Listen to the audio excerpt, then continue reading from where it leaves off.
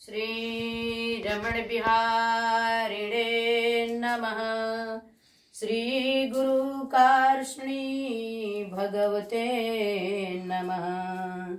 श्री यमुना देव्यै नमः। श्री रमण बिहारी लाल जी की जय। सदगुरुदेव भगवान की जय हो।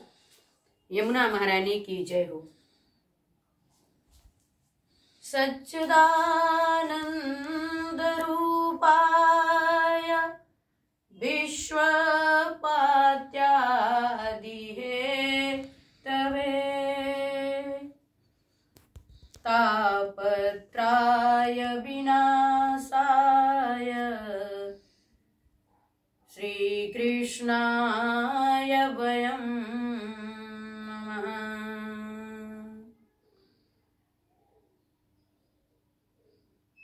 सच्चिदानंद रूपाय विश्वात्पात्यादि हेतवे तापत्राय विनाशाय श्री कृष्णाय वयं नमः। सच्चा आनंद की प्राप्ति। सच्चे आनंद की प्राप्ति तभी हो सकती है वह परमात्मा का नाम जो सच्चा आनंद प्राप्त करा दे, वही सच्चिदानंद रूप, अर्थात वह परमात्मा के नाम, वह श्री रमण बिहारी लाल जी का नाम, वह ठाकुर रमण बिहारी लाल जी का नाम अद्भुत है, जिनके नाम लेने से भौतिक, दैहिक, दैविक ये सभी ताप मिट जाते हैं और सच्चे आनंद की प्राप्ति हो जाती है। रसगुल्ला खाते हैं, जिसका रस कुछ कम समय तक के लिए बना रहता है, अर्थात रसगुल्ला का रस क्षणिक है।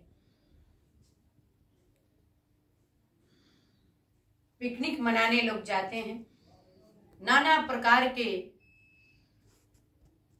भोजन तैयार करते हैं और ये मन में भावना करते हैं कि हम लोग पिकनिक मनाने आए हैं, बड़ा आनंद आ रहा है। कुछ देर घूमते हैं, भ्रमण करते हैं और कुछ क्षण के बाद वो पिकनिक का आनंद समाप्त हो जाता है। कोई पत्नी में आनंद ढूंढता है, कोई पति में आनंद ढूंढता है, कोई सखी सहेली में आनंद ढूंढता है, लेकिन फिर भी वो आनंद टिकता नहीं है, समाप्त हो जाता है। अर्थात जिस आनंद में विराम लग जाए, जो आनंद आकर समाप्त हो जाए, रुक जाए, वह आनंद नहीं, एक क्षणभंगुर मात्र धोखा है, मिट जाने वाला है। लेकिन भगवान नाम लेने से, नाम संकीर्तन करने से, भक्ति करने से, मैं एक बहुत बढ़िया बात बताऊं अपने जीवन की, और ये सबसे बड़ी हमारी उदाहरण ही सच्चा आनंद प्राप्त करा देगा। सदगुरुदेव भगवान कहते हैं, बस आओ मेरे सामने कुछ क्षण बैठो। और सबसे अधिक अगर हम बैठे तो महाराज जी के चरणों में हमने अपना ठहराव किया, और सबसे बड़ी भजन गाया हमने। मुझे लगता है कि उस नाम से और उस भजन से कोई बड़ी भक्ति नहीं है। श्रीमद् भागवत महापुराण का ये बहुत बड़ा महात्म्य है। सच्चिदानंद रूपाय, अर्थात वही रमण बिहारी जी हैं, वही साक्षात कृष्ण जी हैं। परमात्मा के बहुत सारे नाम हैं, उस कोई एक नाम अगर हृदय में उतर आता है, उस नाम की रटना लग जाती है और वो नाम जब रुकता नहीं, सदैव चलते रहता है, अर्थात जिसमें विराम न लगे वही सच्चा आनंद है। जो एक रस बना रहे वही सच्चा आनंद है। और सबसे बड़ा भजन ठाकुर हमरे रमण बिहारी, हम हैं रमण बिहारी के, साधु सेवा धर्म हमारा, काम न दुनियादारी से। कोई भला कहे चाहे बुरा कहे, हम हो चुके रमण बिहारी के, हम हो चुके सदगुरु प्यारे के। इसी में सच्चा आनंद है। ब्रजमंडल में दर्शन करने बहुत लोग जाते हैं। रमण रेती से लेकर सुर वृंदावन धाम तक, गोकुल ब्रजधार रासधारा से लेकर श्री वृंदावन धाम ब्रज 84 कोस, भगवान की जितनी लीलाएं हुई हैं, अगर भ्रमण करने के उद्देश्य से कोई जाता है तो यही कहता है हम गए थे, ठीक ही रहा। और कोई जाता है तो कहता है हम लोट पोट किए रमण रेती में। कहाँ किए? तो उस रमण बिहारी जी, रमण बिहारिणी जी के जिस ब्रज में ठाकुर जी ने दिगंबर लोटपोट किए, उस ब्रज रज में लोटपोट करके कहता है कि धन्य है ये ब्रजरज, इसमें हमने श्याम श्यामा जी को देखा। अर्थात वो दर्शन के उद्देश्य से और आनंद के दृष्टि से परमात्मा के नाम लेकर, रमण बिहारी जी के नाम लेकर वह लोटपोट करता है, तो उसको सच्चा आनंद आ ही जाता है। निधिवन रास बिहारी जी के जो निधिवन धाम है, वृंदावन धाम में जहां पर ठाकुर जी ने महारास किया, वहां बहुत लोग जाते हैं, नाच कूद भी करते हैं। और कुछ क्षण के बाद जब घर आएंगे तो विराम लग जाता है, अर्थात वो भाव नहीं आया।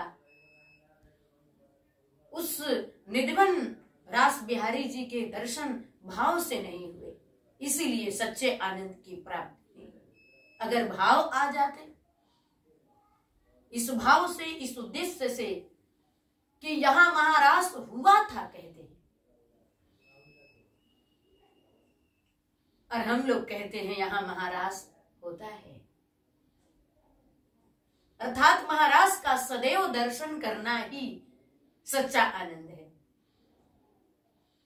ब्रजरज की धूली सर्वोपरि है, जो सदैव जाकर भी अपने माथे पर वो धूली का एहसास बनाए रखे, या ब्रजरज की धूली अपने हृदय पटल पर लगाए रखे, तो उसका आनंद कभी समाप्त नहीं होगा।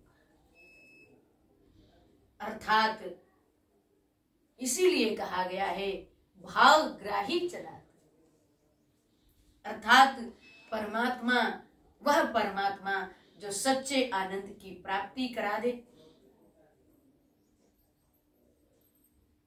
सच्चे आनंद की प्राप्ति, अब मान लो कुछ लोग दर्शन करने जाते हैं, कुछ लोग घूमने जाते हैं। अब तीर्थ को ही मान लो, तीर्थ में लोग जाते हैं, गंगा जी में नहाते हैं, तो स्नान तो करते ही हैं, जल क्रीड़ा करते हैं। और दर्शन के उद्देश्य से अगर स्नान हो, ऐसी भावना रखी जाए कि इस गंगा जल में, यमुना जी के जल में एक एक बिंदु में रस समाया है। किसका रस समाया है? भगवती जगदाम्बा पारंबा आदि शक्ति की इसमें तो अनुभूति हो रही है। इस तरह के सोच रख करके अगर स्नान किया जाए तो तीर्थ का फल प्राप्त हो जाता है। तीर्थ में जाकर सबसे पहले गंगा जी के तट पर उस धूली को माथे से लगाकर सबसे पहले प्रणाम करना चाहिए। और ये भाव लाना चाहिए कि हम दर्शन करने आए हैं, हम तीर्थ करने आए हैं, हमको यहाँ व्यसनों से बचना चाहिए। तो इस प्रकार से अगर दर्शन के उद्देश्य से और सच्चे आनंद के दृष्टिकोण से यदि स्नान किया गया है तो उसका फल अवश्य प्राप्त होता है। नहीं तो फिर अर्ध कपड़े पहन करके जल में खड़े होकर और जल में क्रीड़ा करने पर तो फिर वही भागवत महापुराण में नल कुबेर की व्याख्यान आई है, ये सभी जानते हैं कि नारद जी से फिर बच पाना बड़ा मुश्किल है।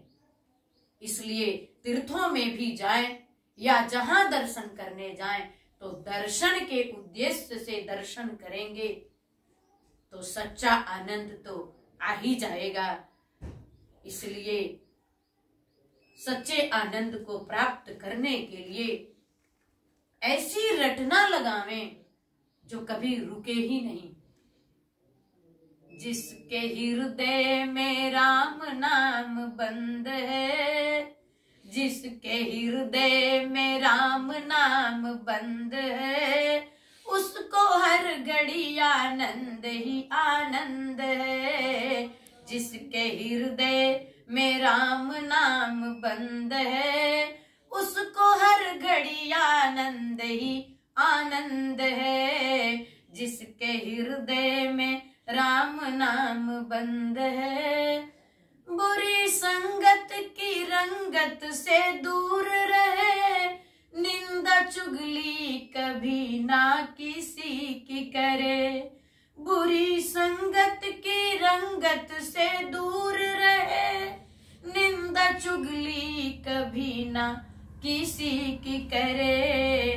प्रभु राम की हो, प्रभु राम की रजा में रजा मंद है, उसको हर घड़ी आनंद ही आनंद है। जिसके हृदय में राम नाम बंद है, उसको हर घड़ी आनंद ही आनंद है। उसको हर घड़ी आनंद ही आनंद है।